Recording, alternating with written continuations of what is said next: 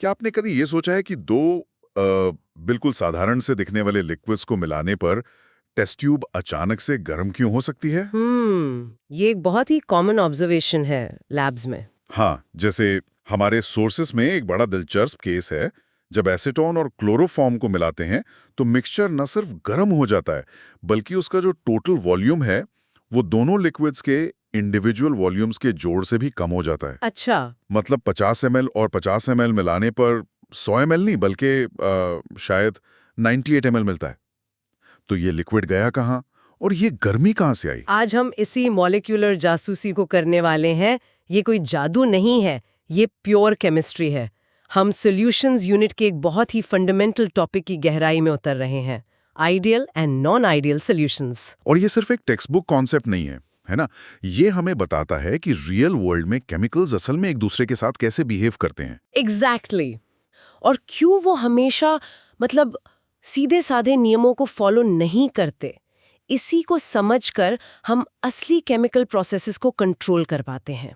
ठीक है, तो चलिए इस गायब होते लिक्विड और अचानक पैदा होती गर्मी के रहस्य को सुलझाते हैं। बिल्कुल। ओके, तो किसी भी जासूसी की तरह हमें पहले ये समझना होगा कि एक नॉर्मल या आइडियल सिचुएशन क्या होती है। मतलब एक आइडियल सॉल्यूशन आखिर होता क्या है? एक आइडियल सॉल्यूशन, जैसा कि नाम से ही लगता है, एक परफेक्ट थ्योरेटिकल सिनेरियो है। कल्पना कीजिए कि हमारे पास दो तरह के मॉलिक्यूल्स हैं, ए और बी। ठीक है। एक आइडियल सॉल्यूशन में ए और ए के बीच का अट्रैक्शन, बी और बी के बीच का अट्रैक्शन और ए और बी के बीच का अट्रैक्शन, ये तीनों फोर्सेस बिल्कुल एक जैसे हैं। अच्छा, तो मॉलिक्यूल को कोई फर्क नहीं पड़ता कि उसके बगल में कौन है, ए है या बी? प्रिसाइसली। ये वैसा ही है जैसे एक ही साइज की लाल और नीली गेंदों को एक डिब्बे में मिला देना। उन्हें कोई फर्क नहीं पड़ता, वो बस रैंडमली मिक्स हो जाती हैं। हाँ, समझ गया। और जब ऐसा होता है तो मिक्सिंग के दौरान ना तो कोई एनर्जी निकलती है और ना ही एब्जॉर्ब होती है, यानी change in enthalpy delta H mix 0 होता है। बीकर ना तो गर्म होगा ना ठंडा। बिल्कुल। और वॉल्यूम में भी कोई बदलाव नहीं आता। Change in volume delta we mix भी 0 होता है। 50 ml और 50 ml मिलाने पर एग्जैक्टली 100 ml मिलेगा। ये सॉल्यूशंस राउल्स लॉ को परफेक्टली फॉलो करते हैं। यहाँ पर एक आम कंफ्यूजन होती है जो मुझे भी थी। स्टूडेंट्स अक्सर आइडियल सॉल्यूशन का मतलब सबसे अच्छा या परफेक्ट सॉल्यूशन समझ लेते हैं। हाँ, ये बहुत बड़ा मिसकॉन्सेप्शन है। आइडियल का मतलब बेस्ट नहीं है। इसका मतलब है एक आइडियलाइज्ड मॉडल या एक थियोरेटिकल बेसलाइन। एक स्टार्टिंग पॉइंट जैसा। हाँ, एक स्टार्टिंग पॉइंट जिससे हम रियल सॉल्यूशंस को कंपेयर करते हैं। असल दुनिया में लगभग सभी सॉल्यूशंस नॉन आइडियल ही होते हैं। एक मिनट, अगर असल दुनिया में ज्यादातर सॉल्यूशंस आइडियल हैं ही नहीं तो हम इस कॉन्सेप्ट को पढ़ते ही क्यों हैं? बहुत अच्छा सवाल है। ये वैसा ही है जैसे फिजिक्स में हम फ्रिक्शनलेस सरफेस के बारे में पढ़ते हैं, ये जानते हुए कि रियल वर्ल्ड में फ्रिक्शन तो हमेशा होता है ना। राइट। आइडियल सॉल्यूशन का कॉन्सेप्ट हमें एक रेफरेंस पॉइंट देता है। जब कोई रियल सॉल्यूशन इस आइडियल बिहेवियर से डिविएट करता है, मतलब अलग बिहेव करता है, तो वो डिविएशन ही हमें उन मॉलिक्यूल्स के बीच लगने वाले फोर्सेस की कहानी बताता है। अच्छा, तो वो डिविएशन ही केमिस्ट्री को इंटरेस्टिंग बनाता है। बिल्कुल। समझ गया।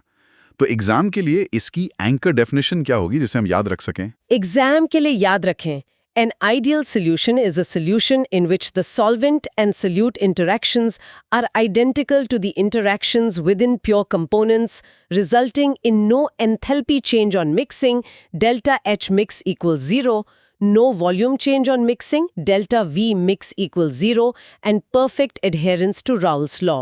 ठीक है, तो ये हमारी परफेक्ट क्राइम सीन है।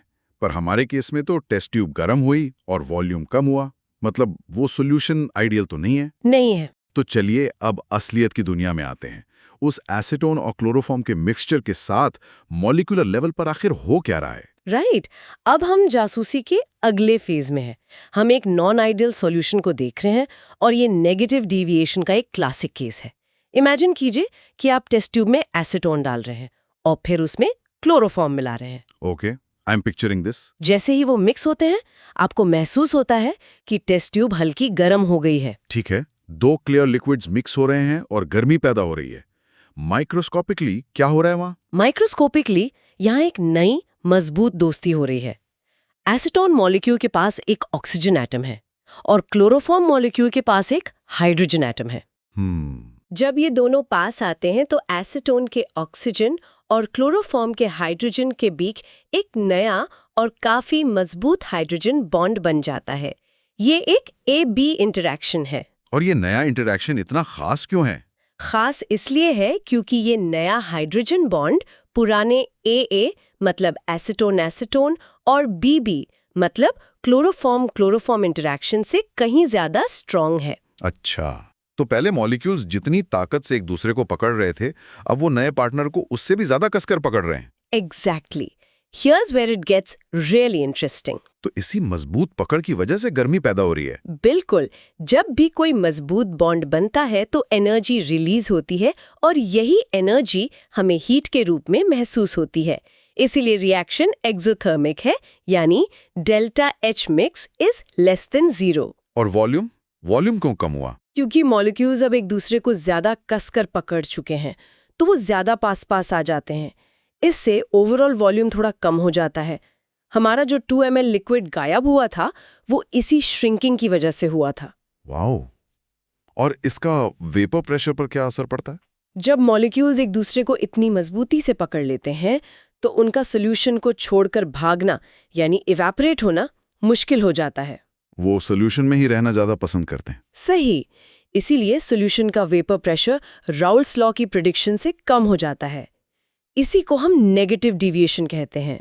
नेगेटिव क्योंकि वेपर प्रेशर एक्सपेक्टेड से कम है। वाओ! तो वो एक गर्म टेस्ट ट्यूब और थोड़ा सा कम वॉल्यूम हमें मॉलिक्यूल्स के बीच एक नई मजबूत दोस्ती की पूरी कहानी बता रहा है। ये तो कमाल है ना? तो ये हुआ जो मॉलिक्यूल्स एक दूसरे को पहले से ज्यादा पसंद करने लगते हैं। पर क्या इसका उल्टा भी हो सकता है? मतलब क्या ऐसा होता है कि मॉलिक्यूल्स को मिक्स होने के बाद एक दूसरे को बिल्कुल पसंद ना करें? बिल्कुल हो सकता है। हाँ। और वो हमें नॉन आइडियल बिहेवियर के दूसरे टाइप पर ले जाता है, पॉजिटिव डिविएशन। अच्छा, यहाँ कहानी बिल्कुल उल्टी है। हाँ, यहाँ ए और बी मॉलिक्यूल्स एक दूसरे को ए या बी इंटरैक्शन से कम पसंद करते हैं। इसका कोई उदाहरण है? इसके लिए हम क्या मेंटल पिक्चर बना सकते हैं? इसका एक क्लासिक एग्जाम्पल है एथेनॉल और साइक्लोहेक्सेन का मिक्सचर। इमेजिन कीजिए प्योर एथेनॉल को। एथेनॉल के मॉलिक्यूल्स आपस में हाइड्रोजन बॉन्ड्स बनाकर एक दूसरे से जुड़े रहते हैं। वो अपने इस ग्रुप में मतलब काफी खुश हैं। ठीक है, एक हैप्पी फैमिली की तरह। हाँ, कह सकते हैं। अब आप इसमें साइक्लोहेक्सेन डालते हैं। साइक्लोहेक्सेन के मॉलिक्यूल्स नॉन पोलर हैं, वो हाइड्रोजन बॉन्ड्स नहीं बना सकते। तो जब साइक्लोहेक्सेन के मॉलिक्यूल्स एथेनॉल के मॉलिक्यूल्स के बीच में आते हैं, तो वो एथेनॉल के हैप्पी फैमिली वाले हाइड्रोजन बॉन्ड्स को तोड़ देते हैं। Oh, so they are like intruders. Exactly. वो ए बॉन्ड्स को ब्रेक कर रहे हैं, पर जो नया ए-बी इंटरैक्शन बन रहा है वो बहुत वीक है। अच्छा। इस प्रोसेस में बॉन्ड्स तोड़ने के लिए एनर्जी की जरूरत पड़ती है। तो सॉल्यूशन सिस्टम अपने सराउंडिंग से हीट एब्जॉर्ब करता है। इसीलिए ये प्रोसेस एंडोथर्मिक होता है। मतलब delta H mix is greater than 0 और टेस्ट ट्यूब छूने पर ठंडी महसूस होगी। और वॉल्यूम का क्या? अगर नेगेटिव डिविएशन में वॉल्यूम श्रिंक हुआ था, तो यहाँ एक्सपैंड होगा। करेक्ट, क्योंकि मॉलिक्यूल्स अब एक दूसरे को पसंद नहीं कर रहे हैं, वो एक दूसरे से दूर भागने की कोशिश करते हैं, वो ज्यादा जगह घेरते हैं। इसीलिए टोटल वॉल्यूम 100 ml से ज्यादा शायद 102 ml हो जाएगा। और वेपर प्रेशर? क्योंकि उनके बीच अट्रैक्शन कमजोर है, वो सॉल्यूशन से बहुत आसानी से एस्केप कर सकते हैं। इसीलिए वेपर प्रेशर राउल्स लॉ की प्रेडिक्शन से हायर हो जाता है। इसी को पॉजिटिव डिविएशन कहते हैं। ये तो बहुत ही क्लियर हो गया।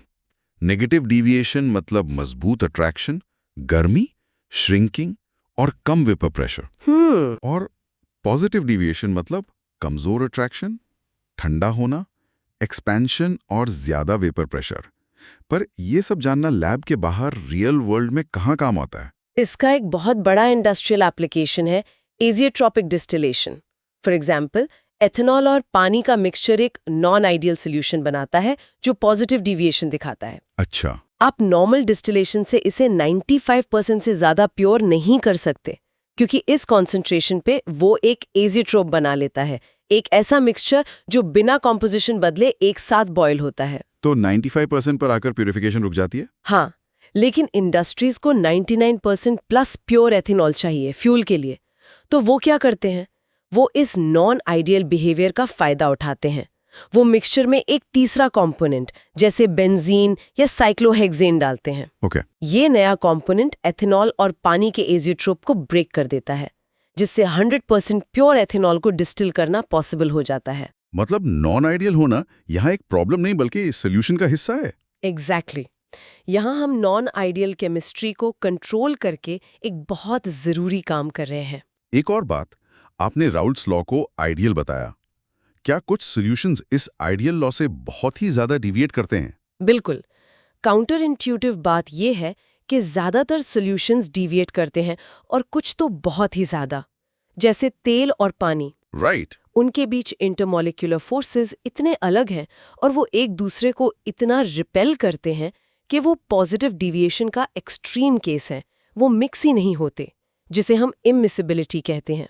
तो वहां आइडियल सॉल्यूशन का अजम्पशन पूरी तरह से फेल हो जाता है। हाँ, आइडियल मॉडल की लिमिटेशंस को समझना भी उतना ही जरूरी है। ये तो वाकई में एक पूरी दुनिया है जो मॉलिक्यूल्स के अट्रैक्शन और रिपल्शन पर चल रही है। ठीक है, ये सब बहुत फैसिनेटिंग है। अब इस पूरी जासूसी को समेटते हैं। अगर कोई लिसनर परीक्षा की तैयारी कर रहा है तो उन्हें कौन सी सबसे जरूरी बातें याद रखनी चाहिए? जरूर। चलिए की टेकअवेज पर फोकस करते हैं।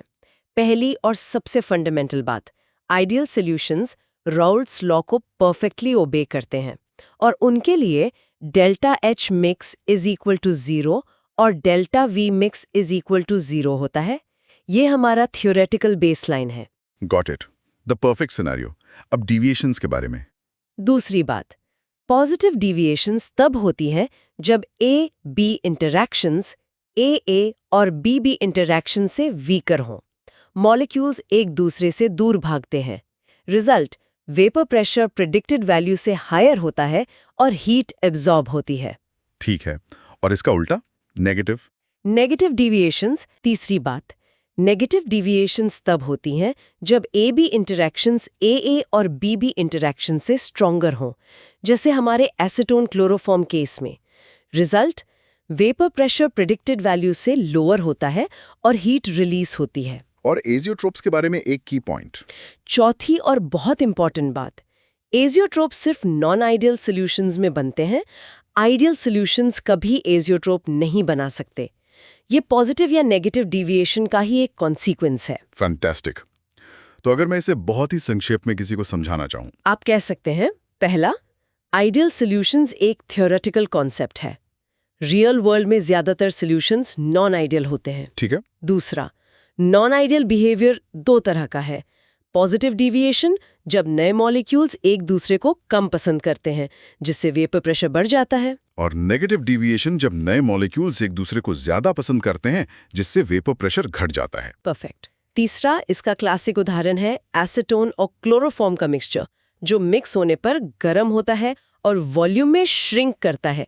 ये नेगेटिव डिविएशन का पक्का साइन है। और फाइनली एग्जाम के लिए? एग्जाम के लिए बस इतना याद रखें, positive deviation weaker forces, higher vapour pressure, और negative deviation stronger forces, lower vapour pressure. ये वाकई में फैसिनेटिंग है कि कैसे मॉलिक्यूलर लेवल पर होने वाली छोटी छोटी दोस्ती और दुश्मनी को हम हीट, वॉल्यूम चेंज और प्रेशर जैसे बड़े मैक्रोस्कोपिक इफेक्ट्स में देख और नाप सकते हैं। बिल्कुल, केमिस्ट्री की यही खूबसूरती है, वो इनविजिबल वर्ल्ड को विजिबल बना देती है। और ये हमें एक सोचने वाला सवाल भी देता है। ओह, वो क्या है? What's fascinating here is, जब हम नॉन आइडियल बिहेवियर को इतनी गहराई से समझ सकते हैं, तो क्या हम रिवर्स इंजीनियरिंग करके एक परफेक्टली आइडियल सॉल्यूशन डिजाइन कर सकते हैं? क्या हम दो ऐसे बिल्कुल अलग-अलग सब्सटेंस खोज सकते हैं जिनका मॉलिक्यूलर साइज, शेप और इंटरमॉलिक्यूलर फोर्सेस इतने आइडेंटिकल हों कि उनका मिक्सचर प्रैक्टिकली आइडियल बिहेव करे? अगर हाँ, तो वो कौन से सब्सटेंसेस हो सकते हैं और हम उनकी आइडियलिटी को लैब में टेस्ट कैसे करेंगे?